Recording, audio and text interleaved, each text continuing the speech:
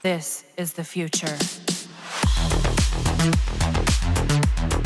I've got lots of exciting news about Duviri Paradox for you guys, but since I can't say it now, let me share now things that you might enjoy playing in Warframe. These are updated builds, and I'm really glad to share with you that Chroma is such a badass to play with right now. Well, he has been a great Warframe in the past, but got nerf, then got buff somehow, not a buff because we know how insane the damage of Chroma was back then.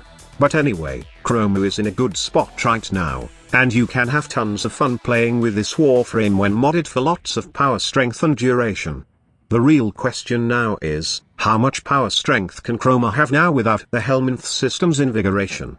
There are lots of things that you can add to Chroma right now to gain maximum power strength. One is using the Magirai focus for the Void Sling strength that gives 40% power strength. Also, you can use Molt Vigor that gives 45% power strength. The Molt Augmented will give you 60% power strength at max 250 stack, and with this build, you gain 331% power strength.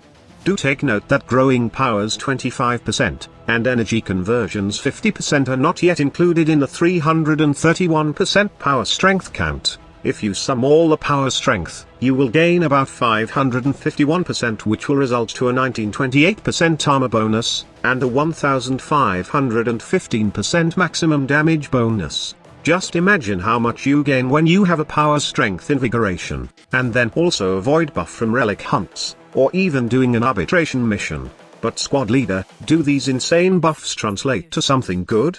The damage part is very handy for Chroma, but when it comes to survivability, stacking power strength for the maximum armor bonus is not that great. With the build I have, I can gain as much as 98 damage reduction on health. On top of that, adaptation does stack with the damage reduction, making my Chroma even tankier. But in real mission, just damage reduction from armor and adaptation will not save you, especially in steel path to level cap enemies. If you are planning to use Chroma at high level, I strongly suggest subsuming Gloom into this dragon.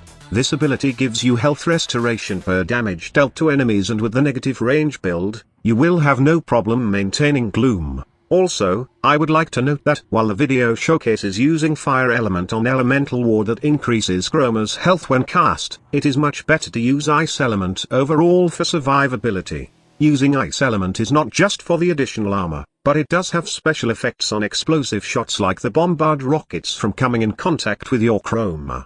Hits can projectiles are reflected directly to the source enemy regardless of distance from Chroma, while non-hits can projectiles are reflected in the direction of the source enemy. However, take note that it does not prevent damage to Chroma. Aside from the additional armor bonus and other damage reduction rules, Chroma will be hit normally before reflecting the weapon's fire. Lastly, in terms of the nuking part, I got my trusty Kuva Brahma doing all the work while being buffed by Chroma's Fury buff coming from Vex armor. A quick tip in modding weapons with Chroma is that never put any damage mods on it, as the Fury buff scales better with elemental mods. Take note that if you want a nuking build, you don't need to stick with the Kuva Brahma, as there are many other nuke weapons in the game that you can play with Chroma. Just pick your AoE nuke weapon, and let Chroma do the buffing. I will be updating more builds soon until we can finally talk about Duviri Paradox. Thank you so much for watching. Squad leader signing off.